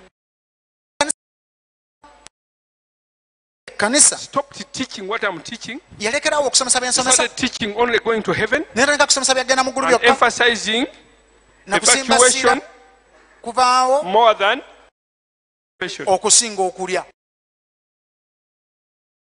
Teach is we are going. So all the time tusomesa the kimu church is tugenda going. So we never plan for the nation. tetulateekateeka If you have two armies bw'oba n'amagye planning ejja erimu evacuation, lyateekateeka kusengula running bantu away. kudduka Another one is planning eddala taking over. liteekateeka kuwamba In 50 years, mu myaka 5 who will have the nation? ani anaafuna eggwanga Yeah? The church is planning going away. ekkanisa All the eteekateeka time. kusengula kugenda buli kaseera egendayo Every generation thinks they were the last, we are the last, we are the last, we are the last. We are buli the mulembe tusema fe tumaliriza Muslims Aba- have a rupture. tebalina na For them, byavu their strategy is to take over. bwe empenda zaabwe All the schools, tuli elective offices, tuli take ebyamasanyu over education. tuli ebyenjigiriza Because the philosophy of education kuba endowooza n'enjigiriza Today y'ebyenjigiriza is the olwaleero philosophy of government in the next generation. yenjigiriza era They know yendowooza that's gavumenti how you myaka take over a egijja nation. kati banalya batya eggwanga So of the two, ku babiri bano the church is planning evacuation. ekkanisa eteekateeka okugenda Muslims are planning abasiraamu occupation. abateekateeka okulya Who is going to nosensera have the nation ani anaatwala eggwanga in 50 years? mu myaka 5 So you are going to leave a bad Uganda to your children. Uganda mugenda gisikiza abantu abakyama ate nga nayo nkyama. Your children and your grandchildren Abaana n'abazzukulu are bammwe going to inherit a bad Uganda if we don't change the perspective. bagenda kusikira Uganda enfu bwe tuba tetukyusiza nkola. And we think our politicians, and you think they are responsible. Ne tulowooza aba n'abafuzi baffe bebavunaanyizibwa. That's how we always say. Bwe tulugamba Bannabyafuzi batwononedde our Uganda. politicians have destroyed our nation. They haven't. Ani It is the akulimbye? church, it is we. Kanisa ffe tugifutya nsi. Look at how it started. Laba bwe byatandika How was the kingdom perspective lost? nti endowooza y'obwakabaka yafiira wa? Why don't we see the same results today Lwaki tetulaba bintu bye bimu olwaleero as those people saw? nga bali bwe baalaba? We are many, but we are not transforming nations. Tetukyusizza. Why? Lwaki? Because the gospel we hear today is introverted, Kubanga enjiri gye tuwulira olwaleero ya munda focusing mainly on personal rights and needs. esimba nnyo amakanda ku bintu n'ebyetaago by'abantu Every sekinomu. sermon you hear now, Buli njiri gy'owulira 5 steps to get all your prayers answered. amadaala ataano agakwanukuza essaala zo zonna. Now, it's all wonderful and good, Byonna birungi. but the whole thing is all about me. Naye ekikulu ye nze. The whole gospel is all about me. Ekikulu nze nzekka bikoma ku nze. My needs, your needs, my needs, your needs, your needs. Byetaago byange byetaago bye. All the prayers. Essaala zonna. Look at the prayers you've been praying for the last 1 month. Bwe tunuye essaala z'obadde osaba omwezi gwonna Scan ogusembi. them through and you'll be surprised. Zikyuse nayiwuunya. All of them are, Zonna. Lord bless me Mukama mpa omukisa. and my wife, Ne mukazi wange. our son Tom Mutabani and Tom Henry. ne Henry. As for Ffe no more, tewali kirala. amen. Amiina. That's the typical prayer. It's all about me, my life, my wife, my farm, my business, my salary. The Christians we've raised Abakristaayo be tukuzizza are self-centered. bonna beerowoozaako bokka. 2 Corinthians 5 Bakonse ekyokubiri 5 says this. egamba bw'eti. Christ died for us Kristo yatufiirira so that we who live nti olwaffe may abalamu no longer live for ourselves, tuleme kuddamu bbanga nga bwe but twagala live for him who died for naye us tubeere okulwa ye yatufiirira and rose again for us. n'azuukira ku lwaffe. We are not called to live for ourselves. Tetugenda kubeerawo ku lwaffe. Jesus did not live for himself. Yesu teyabeerawo ku lulwe. He lived for the Father and his kingdom. Yaliwo ku lwa taata n'obwakabaka bwe. And said, it is this gospel of the kingdom that shall be preached in the whole world. N'agamba nti enjiri y'obwakabaka eno egenda okubuulirwa mu nsi mwonna. It is a right-centered and narcissistic or self-centered gospel, Enjiri yakwerowoozaako kwefaako. emphasizing evacuation more than occupation. Essire lisimba ku kugenda kusinga okuba nga tulya oba And where tutwala did this tufuga. gospel start from? Naye yatandikira wa? It started from America Yava mu Amerika. and spread and influenced the whole church world. N'esaasaana mu kkanisa y'ensi yonna. And that's what I wanted to show you here. Kye mbadde njagala okukulaga wano. Before the Civil War Nga in America, olutalo olw'omunda olw'omu Amerika the Civil War tolunabaawo. took place in 1861, Lwaliwo mu 1861 the year before Speak came. nga omwaka ebwera gumu sipiika ajje. Speak and Grant came in 1862. Sipiika ne Grant bajja mu 1862 But wano. before that, there was already a war in America. Naye nga tebannajja waliwo olutalo olw'omunda mu Amerika. The American church Ekkanisa y'omu Amerika was influenced by Puritan theology from Europe. yali efunye ekyusiddwa endowooza y'aba Puritans abaali bavudde e Bulaaya. These Puritans were influenced by Calvin and Martin Luther and the reformers in Europe. Ate nga ba Puritans bano baali batendekeddwa era nga balabidde ku ba Martin Luther n'abalala bonna ba Calvin. Their perspective was this. Nga bo ebintu babiraba bwe bati. The Roman Catholic Church Ekkanisa y'Abaruumi has hidden the gospel true gospel from the people. yali ekwesa enjiri entuufu okuva ku bantu We okumala must ebbanga take it all over the world. era nga ebibulize We bonna. must get every opportunity to take the true Kati gospel nga over bano the bo world. bagamba tulina okufuna akakisa konna okusaasaanya enjiri. So let us do everything possible Katukole buli ekisoboka kyonna to spread it. okugisaasaanya. A group of them Akabondo akamu ku bo went to Leiden in Holland baagenda mu Leiden e Holland and they said, let us start there. ne bagamba tutandikire Families that are built on the word of God, tuzimbe tutandikewo amaka agazimbiddwa ku kigambo kya Mukama. our children, Abaana baffe our education, ebyenjigiriza our leadership, civic leadership obukulembeze bwaffe will obwa be bulijjo built on the word of God. buzimbiwe ku kigambo kya Katonda. After being there Bwe tunamalawo about 7 years or so, myaka nga 7 oba they said, we olyawo can't do it here. ne bagatuza It's not tukikolawo. easy. Ne bagamba They heard that siwangu. there is a virgin country called America Ne bakiwulira nti waliwo ate ensi etalimu bantu eri mu where Amerika. people are now going. Ne baga tugende. So in 1620, Mu 1920 mu 1620 they set off ne basimbula from southern England batuuka e Bungereza in a ship called Mayflower. mu kyombo ekiyitibwa Mayflower And they landed Ne at Cape batuuka- Cod, ku mwalo Massachusetts, ne batuuka mu Massachusetts in America. mu Amerika. before disembarking, naye nga tebannasimbula they said it's very easy to forget. bagamba kyangu nnyo okwerabira Let us sign a covenant katusooke tukole endagaano that we are not going to forget why we have come. tetugenda kwerabira lwaki tuzze We are going to build a new nation tugenda zimba eggwanga eppya which will spread the gospel over the world. erigenda osaasanya enjiri mu nsi mwonna These are the Puritans. bano ba They puritans called themselves the pilgrims. bayitanga batambuze So they signed that pact. It's ne called bateeka omukono Pilgrim Pact. ku tteeka eryo 1620 mu 1620 November.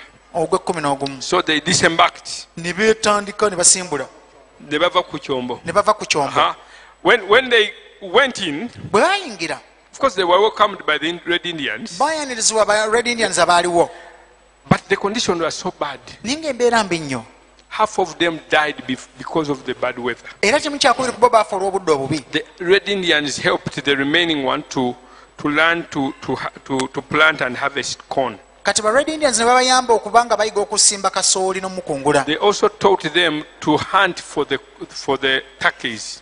ne babayigiriza n'okuyigga Sekoko. sekkoko Turkeys are wild birds in America. mu amerika sekkoko ziba mu nsiko They are not domesticated like we have them here. tebazirunda nga wano So they just chase them. You see them, in the bush. oziraba mu nsiko mu bibira n'oyigga So they started to learn to hunt, ne batandika and they okuyiga got the okuyigga first harvest ne bafuna amakungula in agaasooka November 1621. mu gw'e11 mu They made a 1621 big Thanksgiving service ne bakola okwebaza okunene with their corn ne kasooli waabwe and turkey.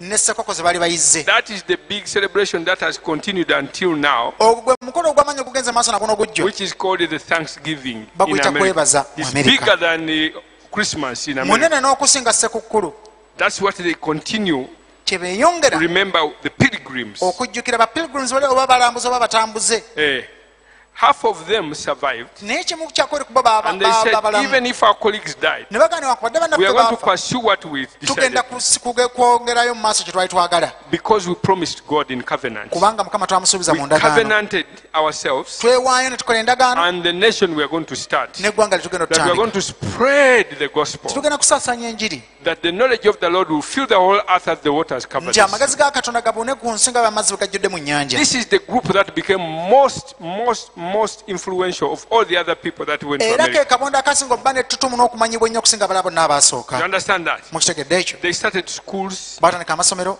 One of them, John Harvard, omu ku bo john harvard in 1636, mu 1636 he had a big library. yalina essomero And he etterekero handed it ly'ebitabo over. He said, eddene let us start a school to teach people to preach the gospel. n'agamba tutandika essomero linaayigiza abantu abuulira enjiri John Harvard.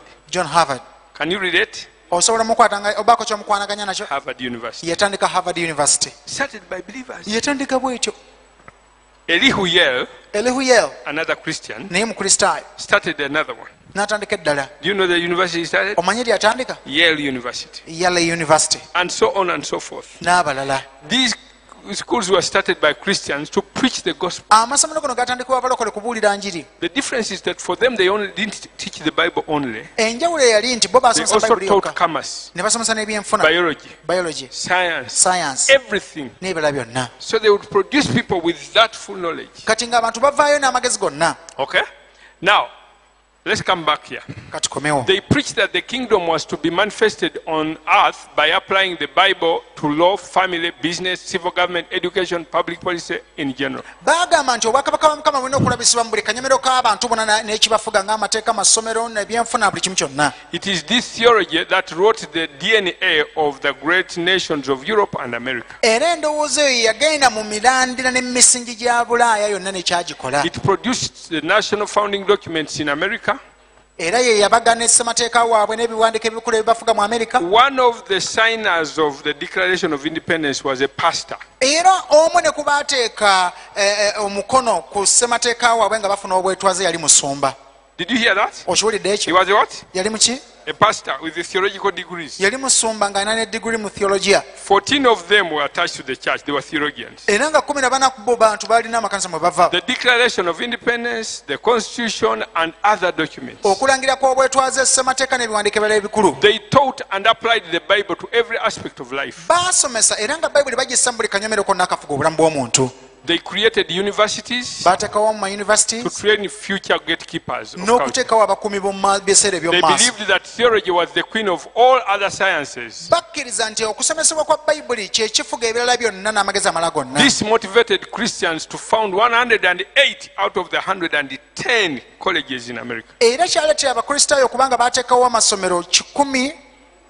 ku masomero 11 mu Amerika. These leading universities were involved in developing the development of the social and political fabric of era America. amayunivesite gano ge gaali nkizo nnyo mu kuleetawo enkulaakulana n'embeera y'abantu okukyuka mu Amerika. But after the Civil War, naye oluvannyuma lw'olutalo lw'omunda people lost hope in God. abantu baasuula essuubi lyabwe mu Katonda lyagwa. 600,000 people had died, abantu emitwalo mukaaga baali bafudde but that wasn't the major issue. naye si yali ensonga enkulu. This is where the problem was. obuzibu bwali wano.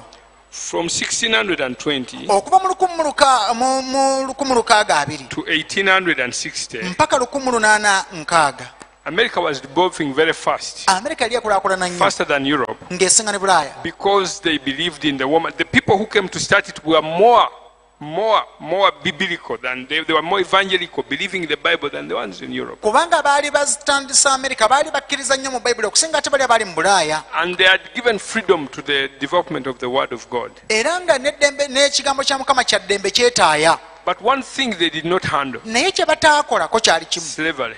bwe buddu. They never addressed the issue of slavery. ensonga y'obuddu tebagyogerako. And time had come for God to judge slavery. kati ng'ekisaawe kyali kituuse Mukama alamule obuddu. You know, there are times when God works and does certain things. omanya olw'ebiseera Mukama wabaako When byakola. time comes and says, now I'm going to judge slavery, kati ebiro bwe bituukanaga kati ngenda lamula obuddu. you had better be on his side. awo waakiri wali Because badde ku if you are ludda on the lwe. wrong side, you are going to suffer. kubanga buli obeera ku ludda olukyamu nawe guba gukuzingiramu. In Britain, they had a man called Wilberforce, Bungereza balina omusajja gwe baayitanga Wilberforce. a member of parliament, yali mubaka wa palamenti. who wanted to leave that and become a preacher. yali ayagala bita God said afuge to mubuulizi. him, remain as a member of Kabaka parliament, n'agamba sigala nga member palamenti. fight slavery from parliament, obuddu bulwanyise ng'osinziira mu and palamenti. change the culture of Britain. okyuse n'obuwangwa n'empisa za Bulaaya For za 46 Bungereza. years, wayise emyaka 46 he was booed. They threw eggs at him, baamuvumanga booed him n'amukasikira amagi ne bamukola byonna bye in baagala. parliament. Mu They parliament. fought him. ne bamulwanyisa. He used to meet weekly with a small group of people, alina akabondo k'abantu ke yasinkananga buli wiiki. wrote against slavery. ne basabiranga ne bawakanyanga ensonga y'obuddu. Deathbed. aba afa. Somebody came to him waliwo eyajja gy'ali and told him, n'amugamba what you have been fighting for, ky'obadde olwanirira. finally Parliament of Britain palamenti ya Bungereza ku nkomerero has outlawed slavery. ekimenyi egambe nti kiweddewo. Yeah? obuddu busaziddwamu. And he lifted up his hand era ebuweze n'ayimusa emikono and he gye said, Lord, now you can take your servant. in n'agamba peace." Mukama katwala omuddu wo mu mirembe.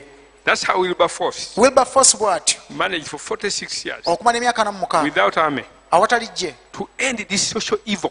bwe yakomya omuzze guno omubi. You don't see how big it is now, olwalwo tulaba buzibu kirimu but it was so difficult to fight it. naye kyali kizibu nnyo olwanyisa. The whole of European built on ebyenfuna slavery. bya Bulaaya byonna byazimbibwa ku buddu. So they were telling him, kati nga bamugamba you mean we want us to stop slavery? kyogamba gatulekerawo obuddu. And France and other nations may bypass us? Furansi n'amawanga amalala gatuyise. It was the social evil that made economic sense. bwali bubi obwa bulijjo naye ate nga bukola ebyenfuna binene. And that's why it became so difficult. era kyokola kyazibuwala. He did it through prayer. n'akikola okweta mu kusaba. He would write in the newspaper, yawandiikanga mu mawulire.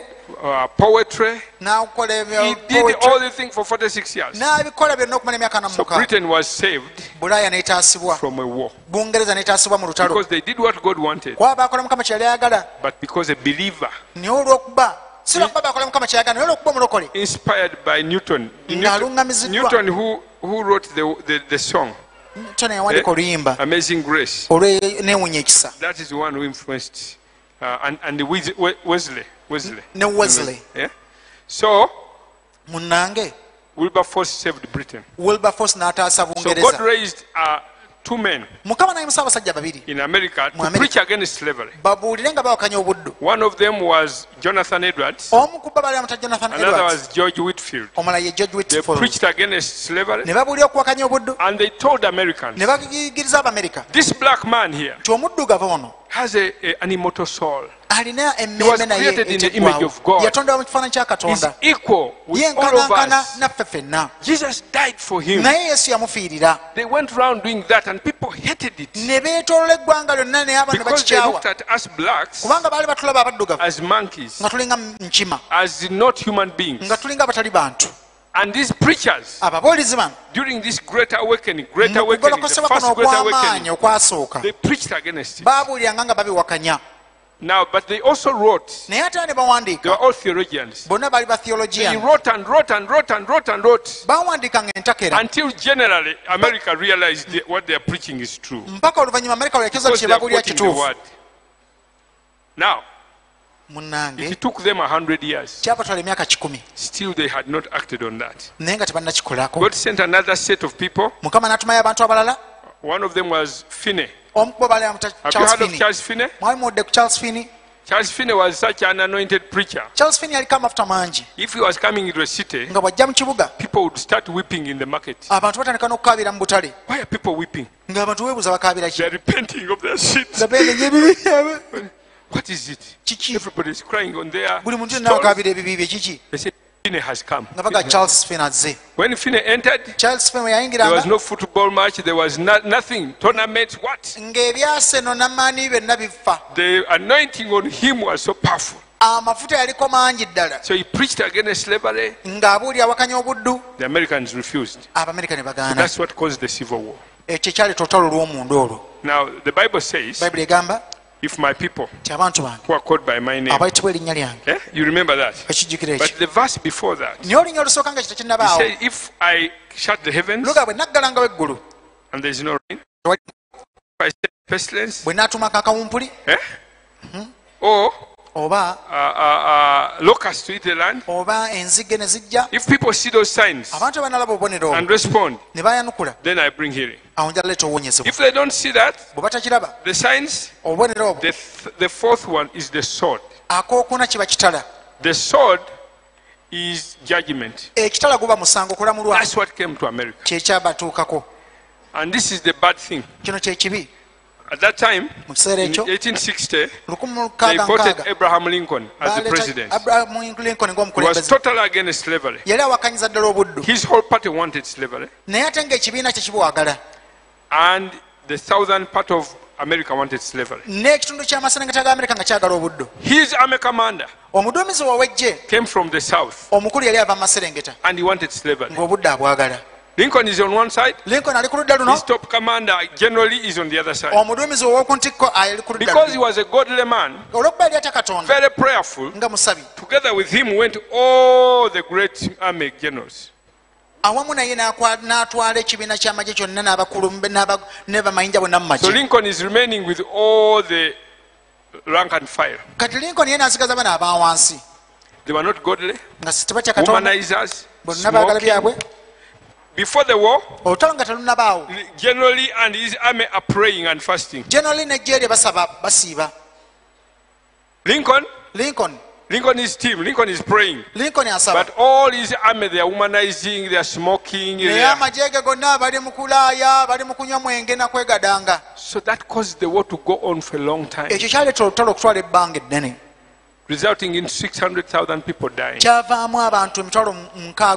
Because the godly people are fighting for the wrong cause, while the bad people are fighting for the good cause.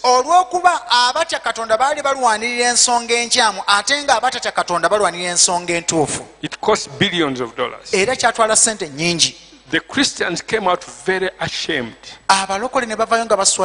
because they had supported slavery and they were so embarrassed. Lincoln came out a victor and held the nation together, but the church was very ashamed because it had stood on a wrong cause. So the church lost her passion to establish the kingdom of God in America,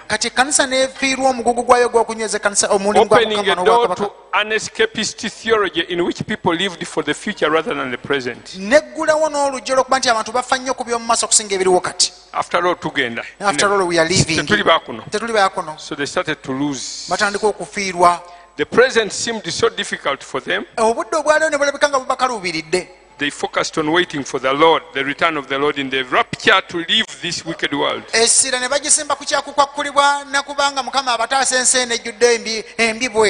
Christianity began losing its foothold in society. The church abandoned the whole culture in the midst of moral decline. When liberals started, when the liberals saw the church withdrawing from colleges, from universities, from politics,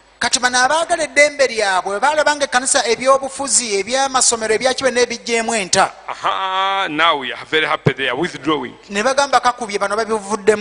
The liberals started overcoming the positions of the church. There was a movement against that called fundamentalists. They were so afraid of the complications of industrial revolution, Marxism and Darwinism and so on. And they were so concerned how liberalism was creeping into the church.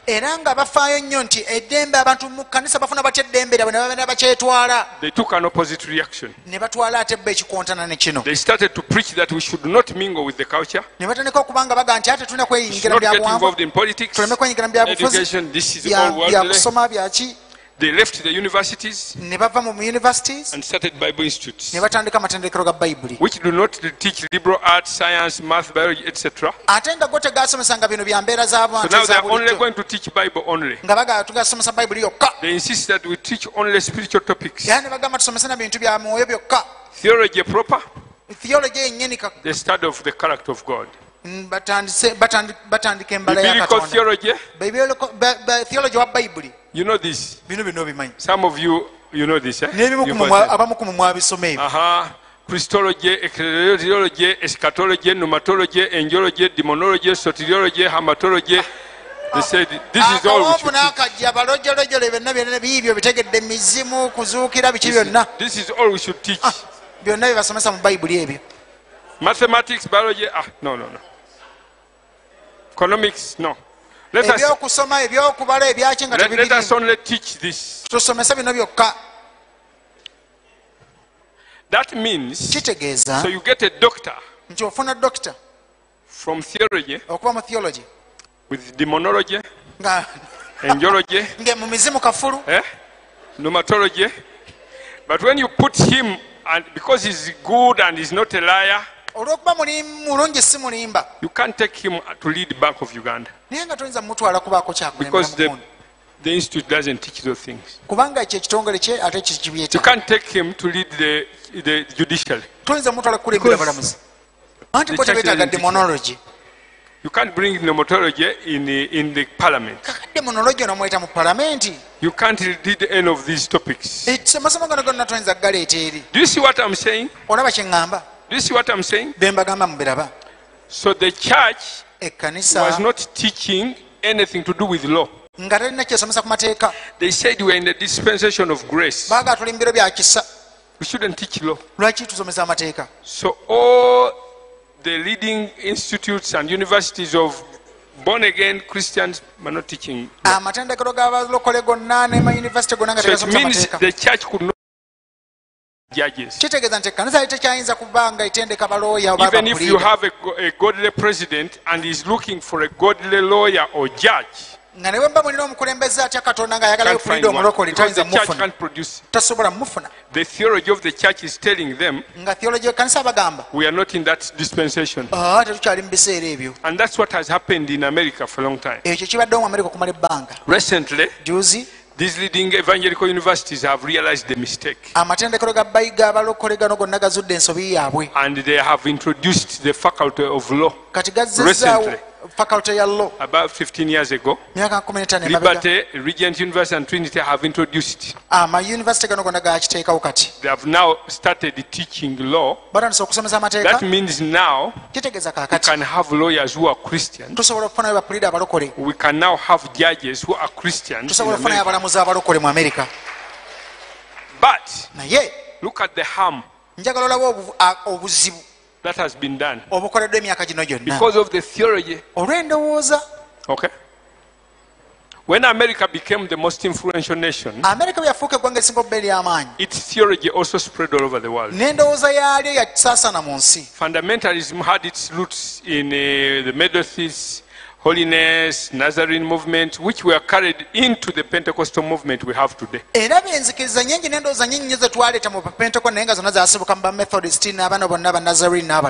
Your Pentecostalism started after the church had withdrawn.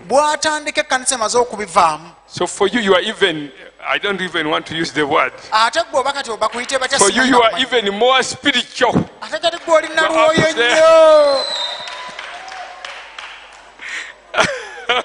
For you, you don't even, I don't know what to use. Because Pentecostalism started in 1900. A black man called Seymour hid his head in the box and prayed for 2 years, and the Holy Spirit fell. And there were tongues, these tongues that you speak today. So that's the birth of Pentecostalism, about 110 years ago. So by that time, the church had already become so spiritual that it was not as good. It had started in 1850. This belief I've told you became popular in 1880, and within 20 years, the church had lost the universities and all the other institutions. By 1920, the humanists took over all those universities and think tanks. In 1960, there was a cultural revolution in America. Rebellious youth rose up against every form of authority. Authority in the home, authority of the world. They said, no, we don't want. This was a result of something that had started about 60 years earlier. Rebellion. That cultural revolution was because the universities had been taken over. Now God has been working in his church from the time of the Reformation, restoring one truth after another. I've summarized it here. In 1500, Protestant movement, restoring salvation by grace through faith. 100 years later, emphasizing water baptism, separation of church and state. 100 years later, sanctification, the church, and so on and so on. You can see how God has been restoring and restoring and restoring. The problem is that the people who listen to Martin Luther here, they thought they had gotten it all. 100 years later, when the Baptists said we needed to baptize by water immersion, the Lutheran said, Martin Luther never taught us that. We don't need that. For them, they remained there. This one said, no, there is water baptism. There is also separation between church and state. There was a 30 years war. 30 years a war took place in Europe, and in 1648 there was a Treaty of Westphalia separating church and state to have nations the way we have them today. It happened in this century. And so on. So every group remained where they remained. Every group remained where they remained. God would continue moving, yet the other group in the previous movement did not embrace the new move. So we have all these things moving. Now we are in the time of the apostolic. What I'm sharing is apostolic in nature. It's very, very easy for you to be so convinced that our Pentecostalism is the final. And all that I have is we have it all. Yeah?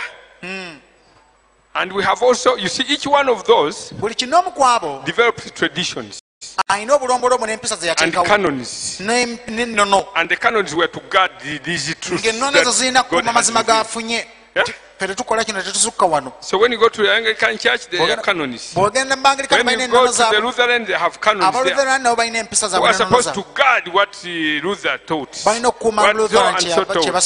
What so and so told. Now, even in the Pentecostals now, we really have canons. Ask your neighbor, you are among the canons who are to guard those things. That's why most people are not learning. I have the Holy Spirit. I have it all. You may think that is a simple thing. It's not. It's the same God who gave the Holy Spirit who also put the teaching ministry. And he knows that he brings his revelations progressively. Now let me go back to here. The fundamentalism emphasizes hyper-dispensationalism. Now leave this one. Every generation thinks that they are the last generation. I'm telling you.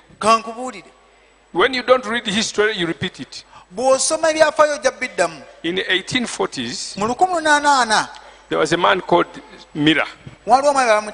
He preached about the end times in the way we know it today. He was the first one. He was the first one. He taught that Jesus is coming back in 1843. I've calculated from Daniel, and these are the dates. People got ready. They got ready. 1843, the date he gave, he didn't turn up. He said, no, I made a mistake. I used the Gregorian calendar. I should have used the Hebrew calendar. So it is not 43, it is 44. October 21st. Oh, they started to get ready again. So they called neighbors. Pick the sofa you want. Tomorrow we are leaving. Pick these things.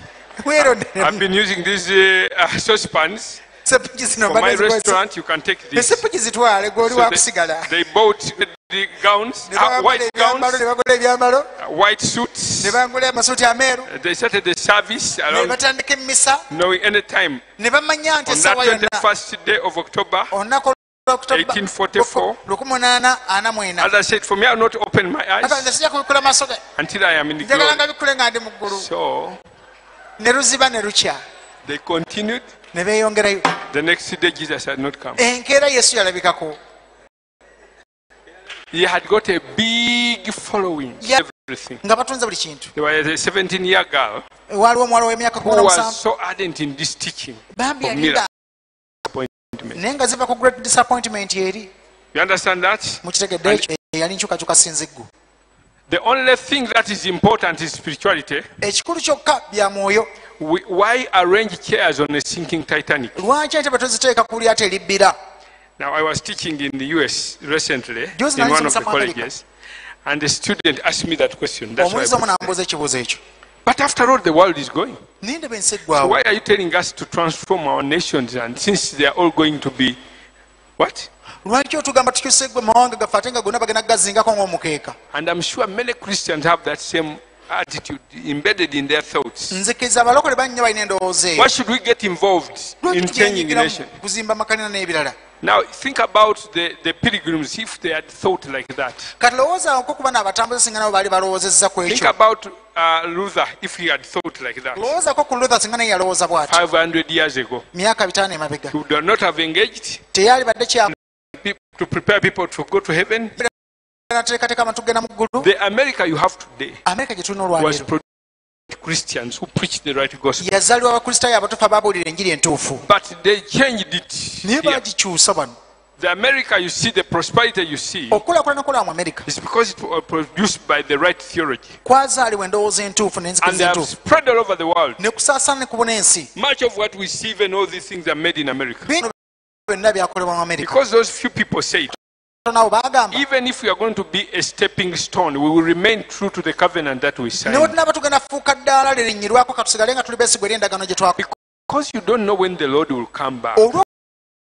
It is